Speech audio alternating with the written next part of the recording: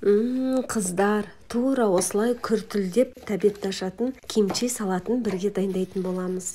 Видеода көріп тұрғандарыңыздай, пекин 40 қабатын 4 бөлікке бөліп аламыз. Кейін әрбір қабатын жақсылап мол мөлшерде тұздап аламыз. Кейін осындай қазанға 40 қабаттарымызды тығыздап салып, үстіне салқын суымызды құйып, бетін ауыр затпен бастырып 5-6 сағатқа бөлме температурасына қалдырамыз. 40 қабатымызды тұзды судан алып, салқын суға жақсылап жуып, суы сарқылғанша сығып аламыз.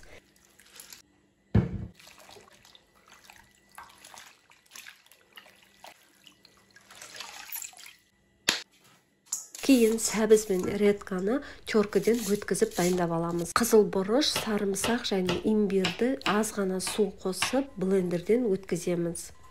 Дайын болған соусымызға паприка және тұзымызды қосып, жақсылап пастамызды дайындайтын боламыз. Дайын пастаны редканың үстіне қосып, жақсылап араластырамыз. 40 қабатымыздың үстіне сәбізімізді қосып, дайын пасталарымызды әрбір қабатына жақсылап жағып шығамыз. Осылайша біздің кимчи салатымыз дайын болды. Бірден жей берсеңіздер болады. Тоңазытқышта бетін жауып 5-6 айға дейін сақтауға болады. Жасап көріңіздер. Достарыңызға жіберуді ұмытпаңыздар. Сіздермен болған бота ас болсын.